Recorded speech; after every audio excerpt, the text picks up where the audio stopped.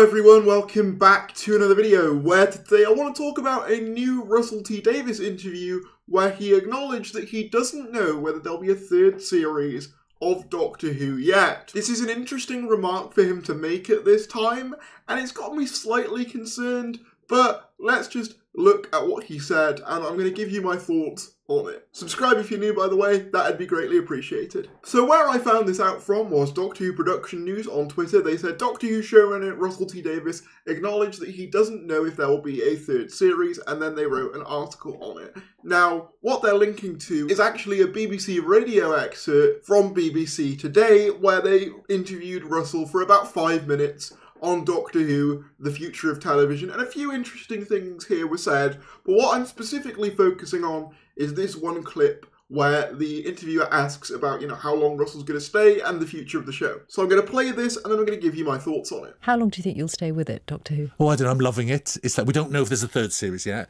so we're going to make this will go out in the summer, then they'll decide, and the BBC will decide as well its future, but I'm happy to stay with it. I love it. It's more fun than anything else. What about the business? I mean, Christmas is... So that's about it in terms of this quote. It's literally just, I don't know yet, I'm having fun with it. I'll happily stay with it. He also says that season 2 will go out in the summer, which slightly pours some cold water on the rumoured March release date for season 2, which I was a little bit disappointed in, because personally I was hoping for something a bit earlier than last year, because I do think that Doctor Who does better earlier or later in the year as opposed to in the middle, but I digress. The other thing that's obviously significant here is that he doesn't know whether a third series is to be made or not yet. The BBC is yet to decide its future along with Disney. Now, there's a couple of interesting things he says around this, which obviously I didn't play because I don't want to play the whole segment and get copyright claimed into oblivion, but things he said included him saying that the Disney Plus collaboration has been a nice experiment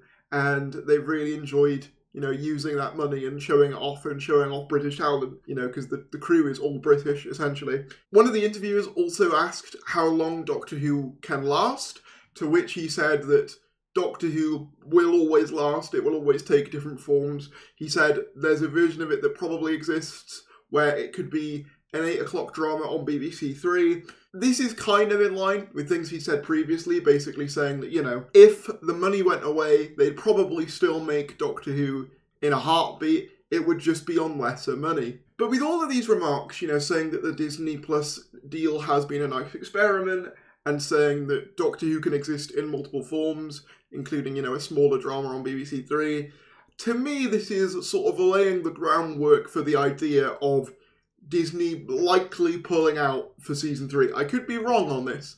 I could be very wrong on this. And it could be announced that Disney are going to continue the relationship into series 3 and beyond. But given his statement here, it wouldn't surprise me if the indications he's been getting is that Disney do not want to continue with the relationship. Because otherwise, I don't think he'd be talking about these other forms of Doctor Who, or talking about it being a nice experiment to do, if he wasn't at least somewhat getting the indication that Disney might not continue with it. Again, this could change, deals change, negotiations change, and I reckon part of the reason we don't know yet is negotiations going on between BBC and Disney that we are probably not privy to as audience members. The other thing he said that I thought was really interesting is that he remarks on how Gavin and Stacey is likely to be a huge success in terms of viewing figures on Christmas Day, and he hopes that they scoop up some of that audience, which is something I've been saying before. I hope what happens on Christmas Day for Doctor Who, because I'm going to say it right now, Doctor Who will not be the top show on Christmas Day. There's way too much competition. Gavin and Stacey, Wallace and Gromit, so don't be surprised if Doctor Who isn't at the #1 spot, or maybe even in the top 5, because there is just so much. But let's say, Gavin and Stacey does really well, which it probably will, let's say 10 to 12 million viewers. If Doctor Who can pick up a couple of those in the tidal wave of television coming on Christmas, that's good. The way I see Christmas Day would kind of be a rising tide lifts all boats scenario. Viewing figures are naturally higher on Christmas anyway. You combine that with what is, in my opinion, one of the BBC's strongest lineups in about a decade for the Christmas lineup. I genuinely think it's really strong this year. And I do think that Joy to the World has a very good chance of being quite a ratings success, at least when compared to season 1, possibly on a similar level to Church on Ruby Road and the 60th, maybe even a bit higher, depending on how many people just leave the TV on in the background, which I think is a fairly common practice on Christmas Day. But it is interesting because I don't believe up to this point, and I could be wrong, that a showrunner has ever said they're not sure whether Doctor Who will get another series beyond the one that they're currently making. There's always kind of been an unwritten understanding that, of course, Doctor Who will get another series at some point. This is the first time we are hearing a showrunner say, I don't know, which is slightly worrying. But also, again, I think what he's saying is, even if Disney pull out, he will still be there and they will still make it in some form.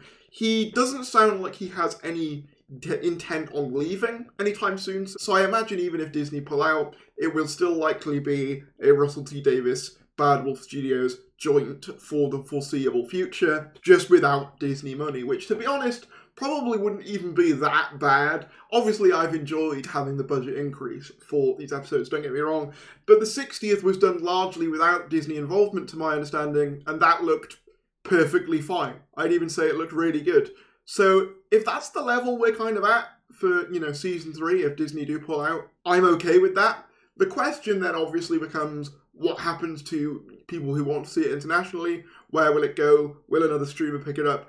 Way too early to be talking about those things at the moment. I think it's highly likely that if Disney drop it, another streaming service just picks up the international rights, to be honest. It wouldn't be the first time Doctor Who has changed hands internationally. I know HBO previously had the rights, in America at least, for the new series. Prior to that, I believe Netflix had it for a while. So this isn't exactly a new thing for Doctor Who to chop and change partners when it comes to international distribution.